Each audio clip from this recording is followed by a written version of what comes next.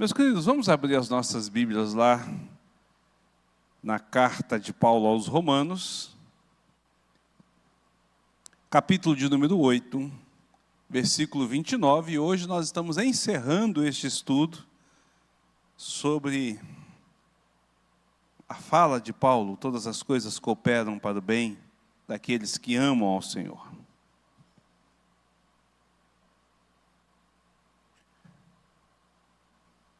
Esse toquezinho aí que tá.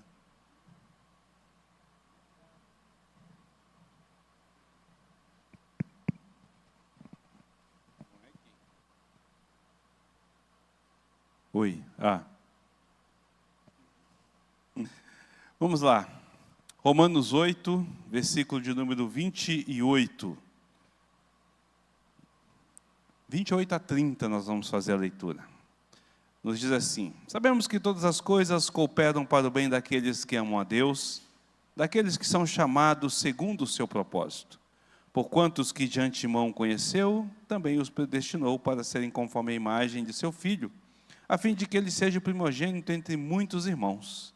E aos que predestinou, a esses também chamou, e aos que chamou, a esses também justificou, e aos que justificou, a esses também glorificou. Amém. Queridos, nós aprendemos muito nessa caminhada com este texto. Nós aprendemos com o apóstolo Paulo que tanto as melhores quanto as piores coisas, elas cooperam para o bem daqueles que amam a Deus.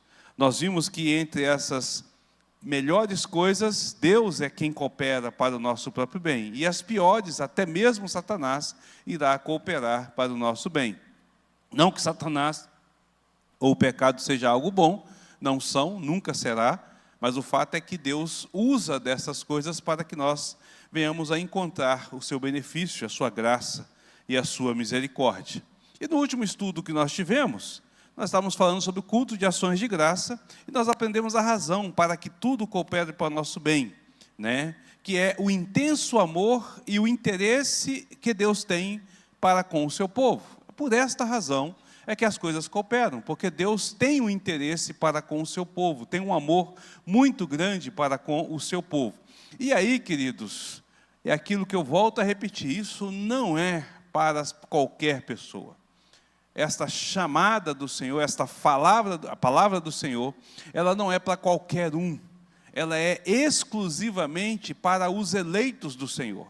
Paulo é claro quando ele diz aqui, né? Aqueles que amam a Deus e aqueles que são chamados segundo o seu propósito. Então Paulo está tratando aqui da eleição. Está tratando aqui desses que foram escolhidos por Deus antes da fundação do mundo. Então as coisas vão cooperar exatamente para este. Para o restante do mundo, não é da mesma forma. Para aqueles que não têm Cristo como seu Salvador, ou que não foram escolhidos pelo Senhor, esse versículo não se aplica.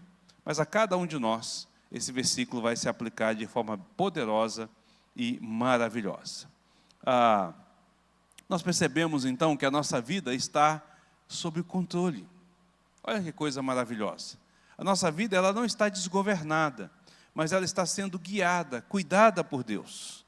Deus está direcionando tudo e está usando de tudo para o nosso bem. E aí, uma coisa interessante, quando Paulo diz que todas as coisas cooperam, e isso significa realmente todas as coisas, não significa que Deus vai dando jeitinho. Porque às vezes a gente vai pensar assim, vai ajeitando ali, né? Vai ajeitando ali. Eu lembro que em Minas se faz muito doce de leite. E uma vez a Deliene quis fazer um doce de leite no estilo mineiro, que é aquele leite pastoso, né, que você vai cozinhando, vai apurando até ele virar aquela pasta de doce. Na Bahia, se usa muito fazer o doce de leite cortado, que é aquele que você azeda o doce, azeda o leite para ele virar, ele fica em grãozinho, né? E aí a Deliene estava fazendo o leite e por algum motivo o leite desandou, o doce de leite desandou e ficou cortado. E ela deu um jeitinho. Então continuou tendo doce. Ela colocou lá o limão, o que precisava, mas não era o doce que ela começou a fazer. Saiu, no final cooperou para um doce? Cooperou, mas não era o caso dela. Ou seja, ela deu um jeitinho nas coisas. Deus não dá jeitinho na nossa vida. Deus não pega uma situação e vai assim, não, eu vou dar um jeito nisso aqui. Não, Deus controla tudo, Deus governa tudo, e Deus determina tudo. Nada foge do seu aspecto, da sua mão e da sua direção.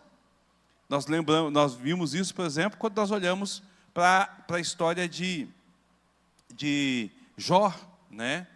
Quando o diabo vai até Deus, não é o diabo que instiga Deus para Jó, é o contrário.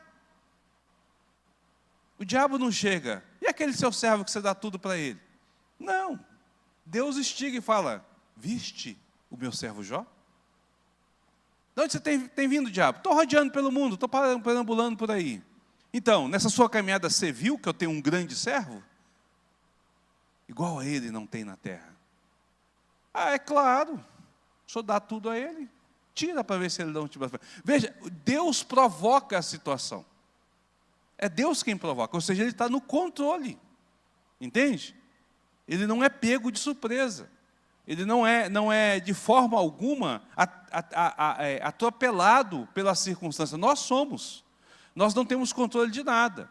Mas Deus tem o controle absoluto de tudo. Então é importante a gente entender que esse controle absoluto de Deus faz com que todas as coisas cooperem. Então nada, absolutamente nada que aconteça sobre a nossa vida não passou pela aprovação de Deus. Deus aprovou para que acontecesse conosco. Não acontece a surdina, as escondidas, e Deus vai dar um jeitinho, não. Tudo está sob o controle absoluto dEle. E isso é um dos grandes mistérios da palavra do Senhor. Porque nós não podemos compreender essa imensidão e toda essa grandeza do nosso Senhor. Pergunta ou comentário?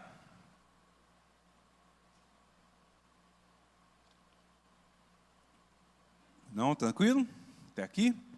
Ok, nós vimos tudo isso, hoje nós vamos encerrar o estudo. Quando nós lemos o versículo, ele encerra com uma única palavra, propósito. Qual é o propósito de Deus? Veja, todas as coisas cooperam para o bem daqueles que amam a Deus, para aqueles que andam segundo o seu propósito. Deus tem um propósito em tudo, não tem? Qual é o propósito de Deus? De fazer com que as coisas cooperem para o nosso bem, de guiar a realidade do mundo e o universo da forma como Ele guia para o nosso bem. Na semana passada, nós vimos que, porque Deus nos ama, porque Deus cuida de nós, Ele move o mundo todo, o universo todo, para que as nossas vidas sejam bem cuidadas. Qual é o propósito de tudo isso? Qual é o propósito de Deus fazer com que um servo dEle passe como Jó passou pela aflição? Qual é o propósito de Deus em fazer que nós experimentemos alguma corrupção, alguma dificuldade para a glória, para o nosso bem futuro? Deus tem um propósito em tudo isso. E a gente precisa de entender que é exatamente isso que Paulo está dizendo. Paulo não apenas está trazendo para nós um consolo, não está apenas nos trazendo conforto, mas ele também está nos ensinando algo precioso sobre o que é a vida cristã, sobre a forma que a vida cristã deve se governar e deve ser direcionada. Então, seja bom ou ruim, seja as melhores ou as piores coisas, aquilo que Deus guia, aquilo que Deus direciona, as situações a qual nós seguimos, tem um propósito para isso. Deus tem um propósito, tem um objetivo de tudo isso. E um objetivo maior do que nós mesmos. E é isso que é a beleza da palavra do Senhor, e é isso que Paulo está trazendo. Nós podemos dizer que como propósito primário, se eu perguntasse assim, qual é o propósito de Deus nisso aí? Você ia dizer, a glória dele. Como bom presbiteriano, como crentes reformados, a gente diz, não, é a glória de Deus, porque tudo é para a glória dele. Ok, esse é o propósito primário. Mas convenhamos, irmãos, é muito aberto, né? É muito amplo essa ideia de glória de Deus, isso é muito amplo. Será que Deus não poderia usar da glória dele sem fazer a gente passar por isso, ou enfrentar essas coisas? Será que não tem algo mais importante nesse contexto? Um propósito maior em Deus nesse sentido? Ou um propósito maior não, mas abaixo deste propósito, porém um propósito mais específico em relação a isso? E nós poderíamos caminhar sobre muitos motivos pelo qual Deus vai estar nos passando sobre esta realidade. Mas eu queria destacar dois importantes para as nossas vidas. Deus irá fazer com que todas as coisas cooperem para o nosso bem. E Deus irá nos governar em todas essas questões. Primeiro, porque como Ele tem interesse em nós, Ele tem interesse na nossa santidade. Deus não nos ama? Qual é o texto mais famoso da Bíblia? Como é que ele fala aí? Porque Deus...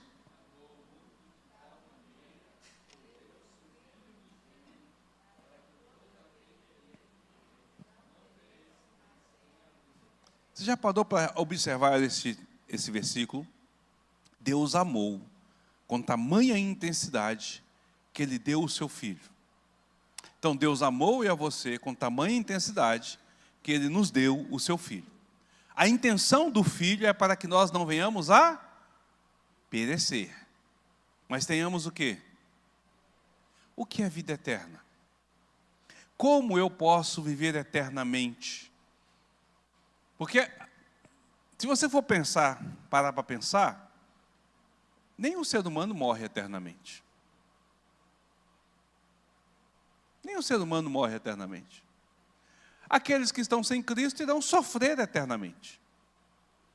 E aqueles que estão com Cristo irão viver eternamente. Ou gozar, satisfazer-se em Deus eternamente. Então, a palavra ali... para que todo aquele que nele crê não pereça, mas tenha a vida eterna, a ideia de vida eterna aqui é uma vida de santidade. Hebreus vai dizer isso, né? Sem santidade é impossível ver a Deus. Então, veja, Deus irá direcionar a nossa vida e fazer com que as coisas cooperem em nossas vidas para que nós alcancemos uma melhor santidade diante dele.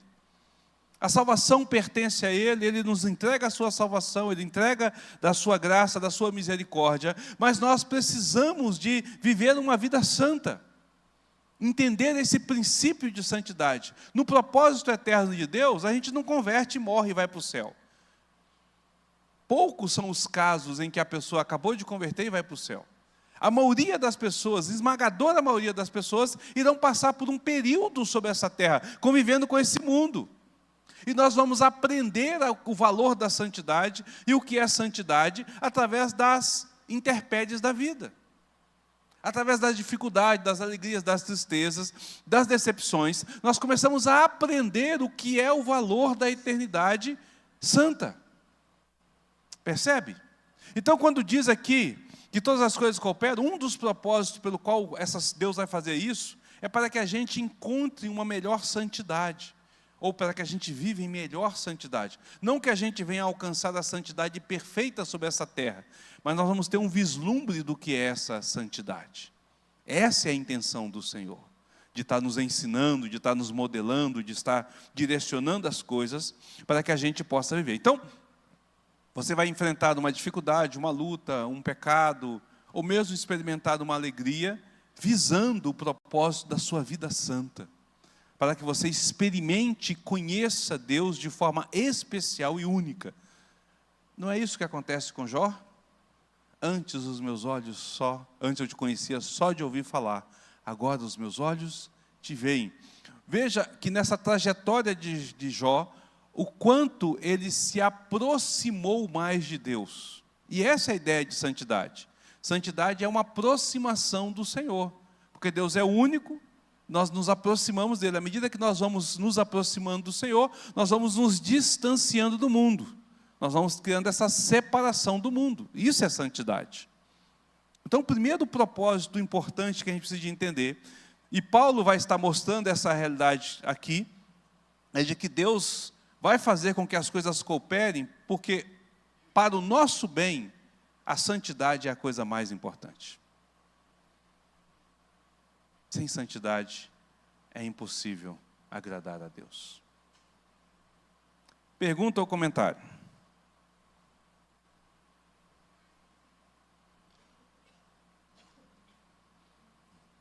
Tranquilo até aí? Ninguém? Bom, o segundo propósito, a qual isso acontece, eu diria que ele seria mais nobre porque ele está extracorpore, está fora de nós.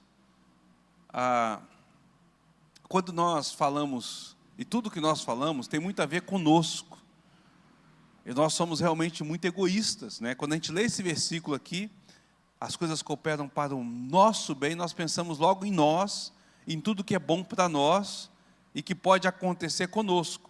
E, de fato, traz um grande alívio ao saber que as nossas lutas são para o nosso bem. Mas ainda assim é um ato muito egoísta pensar nisso. A gente só está pensando em nós, não está pensando nada além disso, né? O segundo propósito pelo qual Deus faz com que nós venhamos a passar por estas coisas é o propósito da salvação dos eleitos, que está além de nós. Nós estamos incluídos dentro desse contexto, mas talvez você nunca tenha pensado de que as coisas cooperam sobre a sua vida para que outros possam se beneficiar como eleitos de Deus. Olha só, observe o texto aqui, volte os seus olhos para o texto, versículo 28 e o versículo de número 29. Vou pedir ao André para colocar ali, que vai ficar até mais fácil para a gente poder acompanhar.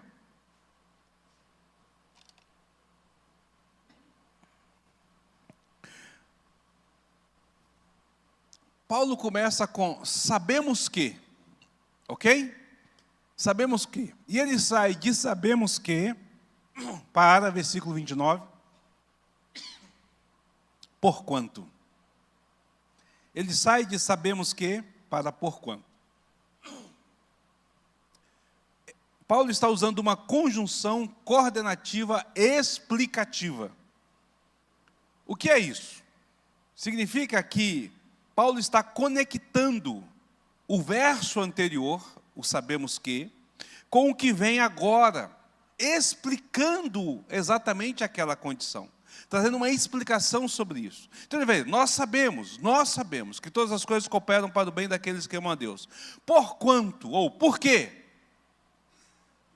Porque os que de antemão conheceu, também os predestinou para serem conforme a imagem do seu Filho, a fim de que ele seja o primogênito entre muitos os povos. Ele está acrescentando uma explicação ou uma justificativa ao que fora dito. Todas as coisas cooperam, porquanto Deus, sendo o que Ele é, Deus, decidiu, desde a eternidade, visando a eleição dos seus salvos, ou a salvação dos seus eleitos. Consegue entender o que eu estou colocando, irmãos? Veja, as coisas boas e ruins que cooperam para o nosso bem, que vão nos edificar na presença do Senhor, que vão nos levar a uma vida de maior santidade, que vão nos conduzir para o céu, a qual Ele vai direcionar e guiar, ela tem um bem maior do que nós mesmos. Ela tem uma realidade maior do que nós mesmos. Ela vai muito além do nosso ego, da nossa vida pessoal. Deus visa, além de nós e de nosso benefício pessoal, Ele visa o benefício de todos os eleitos com essas coisas. Através das adversidades, das lutas, das dores, dos problemas, dos ataques, enfim, de tudo que é ruim. Também, através da nossa conquista, vitória, livramento, misericórdia, graça, alegria e aí sucessivamente, ou seja, tudo que é bom, tudo isso proporciona a salvação dos seus eleitos. Como é que é, pastor? Quer dizer então que a nossa vida, de uma certa forma, e aquilo que nós experimentamos e vivemos, e aquilo que nós enfrentamos de coisas boas e coisas ruins, da forma como Deus faz que coopere para o nosso bem, também visa a salvação de outros? Sim. Sim. Deus não trabalha pensando só em nós, de forma egoísta. Deus trabalha de forma altruísta e pensando em todos os seus eleitos. Nós não somos melhores, nem somos piores do que os outros. Somos as mesmas coisas. E pela sua graça e pela sua misericórdia, nós temos algo muito além disso. Nossa vida não diz respeito apenas a nós mesmos, irmãos. O bem que é fruto que coopera de todas as coisas, não visa apenas o nosso bem. A realidade cristã é que estamos de algum modo interligados uns aos outros em Cristo. Isso significa que aquilo que Deus faz e como Deus age, afeta a mim e ao meu irmão.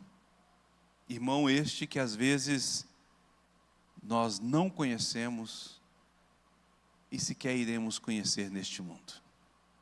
Esta é a maravilha disso. Essa é a maravilha disso. Vocês estão entendendo o que eu estou falando? Tem alguma pergunta sobre isso? Algum comentário que queira fazer sobre isso?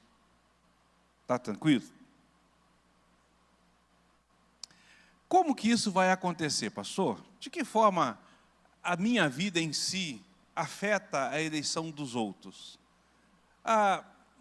Veja, por exemplo, o quanto nós somos edificados quando nós fomos alcançados com testemunhos de vida e da graciosa providência de Deus sobre a vida dos mártires da igreja.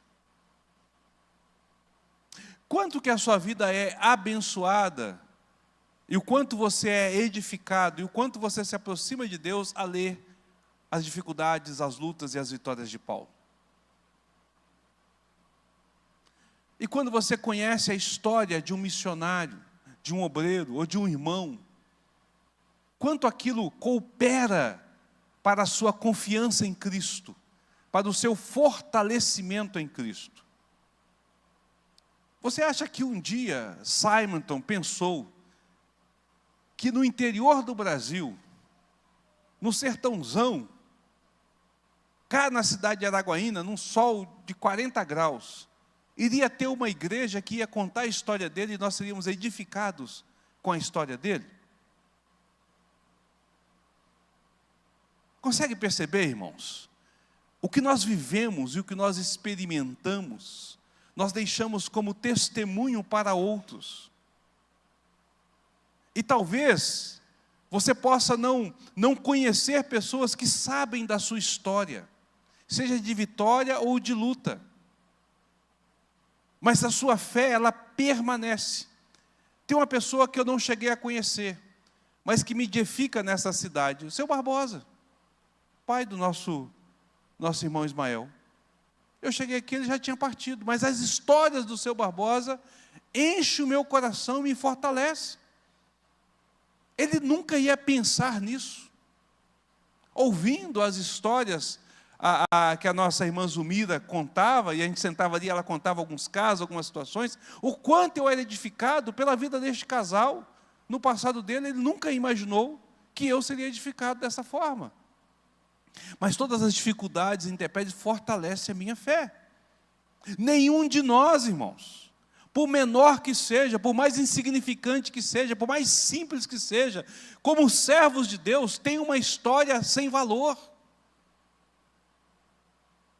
Talvez você não vai estar escrito nos livros, talvez o seu nome não estará nos anais da eternidade, como mártir da fé, mas com certeza, parte da sua vida edifica alguém, seja dentro da sua casa, seja com um descendente seu, seja com um vizinho, com alguém que passou pela rua, com alguém que viu, com alguém que você conversou, de repente, uma única vez, e contou um pouquinho da sua história, mas lá na frente, Deus vai usar aquilo ali, para que aquela pessoa entenda a fé. Percebe, irmãos? Então, quando Paulo diz que todas as coisas cooperam, cooperam mesmo, e cooperam de uma forma assim, singular, incrível. Às vezes Deus vai permitir que a gente passe por situações das mais difíceis, porque outros precisam de ser fortalecidos na fé com o nosso testemunho. Vamos enfrentar um câncer, uma morte na família, uma dificuldade qualquer, e quando nós chegamos ali, o consolo do Espírito Santo que vem sobre nós, que trabalha sobre nossa vida, não apenas coopera para nós aqui, mas a outra pessoa que não tem nada a ver, acaba sendo a beneficiada, porque ela é um eleito do Senhor. E a história o alcançou. Entende, irmãos? O exemplo de vida, a confiança, a abnegação, a entrega, a submissão, servirão não apenas para o fortalecimento de cada um de nós, mas irá servir para de outros, para todos os escolhidos a qual Deus colocar em nosso caminho, para que eles sejam glorificados, para que eles sejam justificados. Por mais simples que seja o evento da nossa vida, ou por mais complexo que ele venha a ser, nós temos a certeza absoluta que este Deus eterno, perfeito, com a sua perfeita sabedoria, irá usar para a sua glória. E aqui é que entra a glória de Deus, porque nós não vamos perceber e não vamos ver, ou não vamos ter a dimensão do quanto a nossa vida glorifica a Deus na simplicidade das coisas. Nós não devemos de estar preocupados em lançar glória a Deus, né? Que Deus seja glorificado é uma ordem a qual deve acontecer. Mas nós devemos de ter a preocupação de ter vidas santas, vidas fiéis, porque é isso que glorifica a Deus, entende? Nós vamos fazer, neste sábado, aqui nas escadarias, o acender das luzes. Ontem foi maravilhoso lá no shopping ver o coral cantando, as pessoas cantando, passando, e a gente falou assim, Deus está sendo glorificado ali. Não, irmãos. Tá não, muito pouco. Muito pouco. Pode ter passado 500 pessoas ali, foi muito pouco edificado, porque eles ouviram a música e não conheceram a vida. A gente pode estar com a cidade inteira na porta aqui, com as luzes acesas. Vai glorificar Deus muito pouco.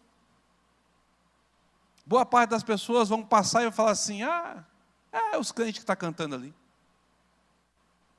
Mas quando essas pessoas têm contato com a sua vida, com o seu testemunho, com a sua experiência, quando ele conhece o que você está passando, o que você está inventando, quando ele vê que você não é diferente dele, mas ao mesmo tempo não é diferente nas situações, mas é diferente nas reações, irmãos, aí Deus é glorificado. Aí é que Deus é glorificado. Quando eles conhecem a sua história, quer seja você contando ou outra pessoa, aí sim a glória de Deus se manifesta, porque Deus vai usar a pessoa como mensagem viva. Como mensagem viva. Volte seus olhos para o texto, novamente. É interessante como Paulo fala. Sabemos que todas as coisas cooperam para o bem daqueles que amam a Deus, daqueles que são chamados segundo o seu propósito. Porquanto, os que de antemão conheceu, também os predestinou para serem conforme a imagem do seu Filho, a fim de que ele seja o primogênito entre muitos irmãos.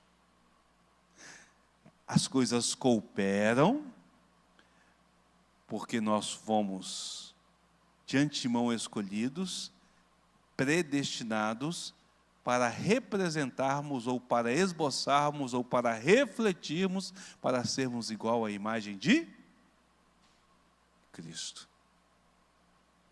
Entende? Não menospreze as coisas que acontecem sobre a sua vida.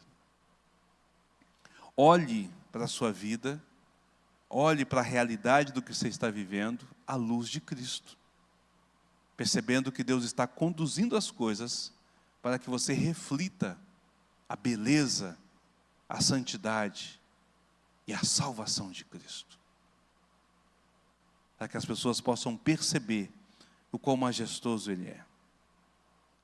As coisas estão muito além da nossa visão egoísta.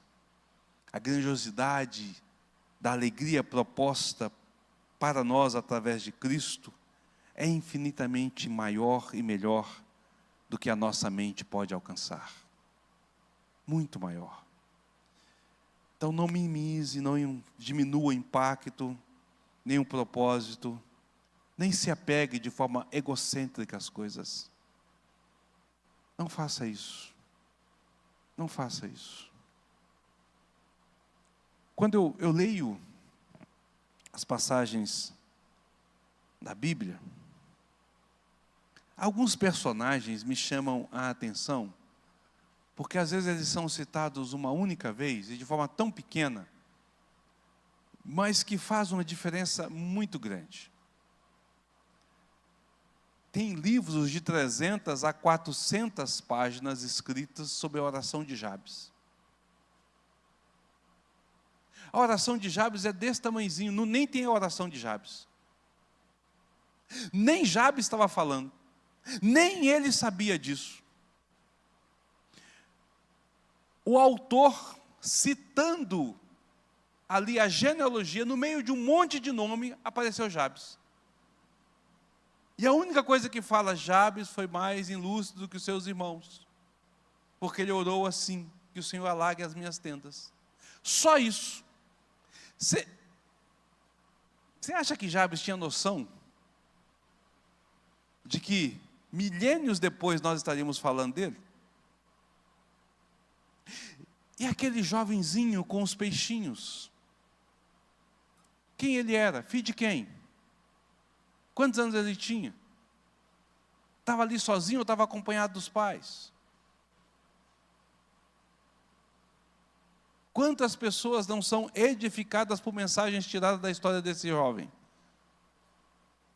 Aí, nós estamos falando desses que são conhecidos. Mas é bem provável que você tenha um ou outro personagem que é desconhecido da história, que pouca gente conhece, mas que a vida daquela pessoa te impacta de forma positiva.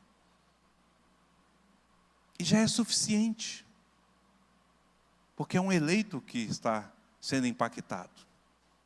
É uma vida a qual o Senhor escolheu, a quem o Senhor amou com a intensidade de mandar o seu Filho.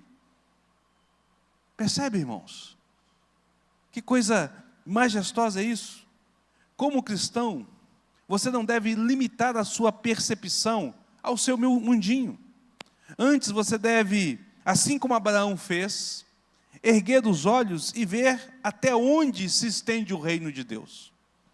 Às vezes nós estamos tão preocupados com as coisas e tão envolvidos nas nossas coisas, que nós não olhamos para ver até onde o reino de Deus vai. Ou seja, você não consegue perceber aonde vai a sua influência. Até que ponto você consegue alcançar com o testemunho de Cristo. E é isso que Paulo está dizendo. A nossa vida deve fluir desta forma, visando exatamente atingir outras pessoas. Sabe lá Deus quantas pessoas tiveram a vida tocada por uma história sua, que alguém contou sobre o seu testemunho com Cristo? Porque ela não para. A história segue. Ela segue. Quantas irão ser tocadas? Ah, pastor, mas eu nunca saí de lugar nenhum. Sempre estive na mesma igreja, me converti na mesma igreja, cresci na mesma igreja, sempre estive sentado nesse banquinho. A minha história não passa dos limites desta igreja. Você tem filhos? Tem vizinhos? Tem amigos? Alguém leva a história. A sua história não ficará restrita a você. A história do Romualdo com a família dele não fica restrita ao Romualdo. Se expande. É só você prestar atenção que você de vez em quando fala de alguém. Quando você está conversando com alguém. Não, mas teve fulano assim e tal, mas um parente meu distante. A gente não conta essa história? Então, quando ele fala de nós como cristãos e da nossa experiência de fé, esse pontozinho, apenas esse versículozinho vai ser suficiente para alcançar e transformar vidas. Quão magnífico, queridos, é o nosso Senhor. Quão majestoso Ele é. Paulo escreve a sua carta começando a apontar para a salvação. Romanos inicia e Paulo vai debatendo ali com as páginas como se ele estivesse conversando com alguém, e vai colocando as pessoas, os seus leitores, em xeque, ao ponto deles perceber que eles precisam de Jesus como seu Salvador. Paulo então revela Jesus como Salvador e único e suficiente Salvador. Paulo diz: desventurado homem que sou, quem me livrará do corpo desta morte? Ele diz: Cristo Jesus livrará. Aí ele começa o capítulo 8 mostrando que não há condenação para aqueles que estão em salvo, trazendo esperança e alegria para o nosso coração. Ele vai trabalhando toda esta realidade do que é servir ao Senhor. E lá no final ele chega: então, ó, gente, pode ficar tranquilo que todas as coisas cooperarão para o bem daqueles que amam a Deus. A sua vida irá cooperar para o bem daqueles que amam a Deus. Às vezes a gente pensa que as coisas cooperam para o nosso bem somente, né? Mas a sua vida coopera para o bem de outra pessoa que ama a Deus. Todas as coisas cooperam para o bem. A sua vida é uma dessas coisas que coopera para o bem, para a glória e honra do Senhor. Amém? Pergunta ou comentário para a gente poder encerrar. Eu já estou encerrando aqui o nosso estudo, encerrando esse trabalho de Romanos 8. Alguém tem algum comentário, alguma pergunta queira fazer? Ali, ó. Gabi e o Daniel.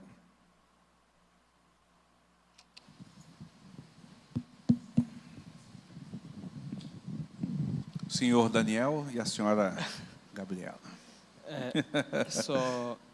Eu nem ia comentar isso não, mas como já é o último estudo, acho que faz sentido, porque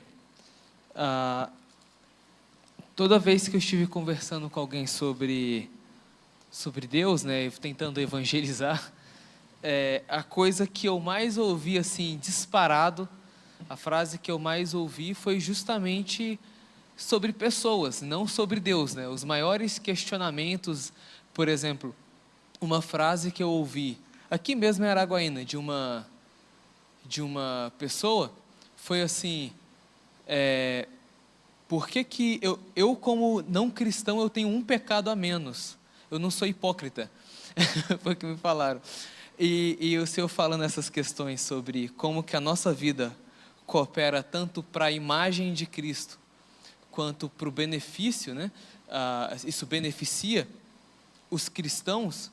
É verdade, se for pensar por essa ótica, tentar entender o quão profundo que Paulo está tentando enfatizar aqui para a igreja de Romanos, e pegando lá, porque no início do estudo leu desde o primeiro capítulo, né? E no primeiro capítulo lá ele fala justamente sobre como que ele queria estar lá para evangelizar com os irmãos.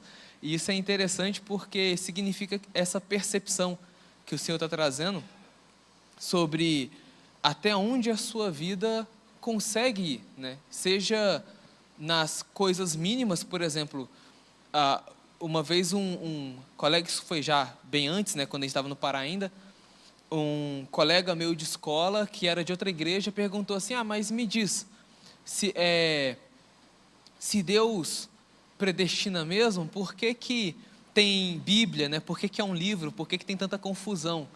E a única resposta que eu tinha na hora era tipo: porque alguém tem que ensinar, e isso é um privilégio, né? Então são pequenos detalhes, e é verdade, a gente ensina, por exemplo, os pais ensinam os filhos, né? Os filhos eventualmente ensinam os amigos, e nisso tudo tem cristãos e não cristãos. É claro que o cristão ele é edificado, e ele é beneficiado em todos os aspectos, porque se for contar amizades fiéis, né, sinceras, os tipos de prosperidades que a igreja e a vida cristã proporcionam, no sentido de alegria, paz, até mesmo a segurança em relação ao sustento que vem de Deus, tudo é prosperidade, né? E o cristão é beneficiado só de estar se relacionando com cristãos, né? E é verdade, né? O cristão ele não passa, se for cristão e não for tolo de ficar calado, ele não passa fome, né? Ele não fica numa situação, pode ser difícil, pode ser uma situação momentânea ali da vida que é complicada, mas ele realmente vai ser atendido, ele vai ser vigiado pela própria igreja, né? E isso é muito bom. E nisso tudo, descrentes também acabam pegando os resquícios. É quase como Jesus falando das migalhas para os que não são da casa, né? É quase como se fosse isso. Queria falar, Gabi? Não? É o Daniel só. Alguém mais quer falar alguma coisa? Nossa irmã Sandra.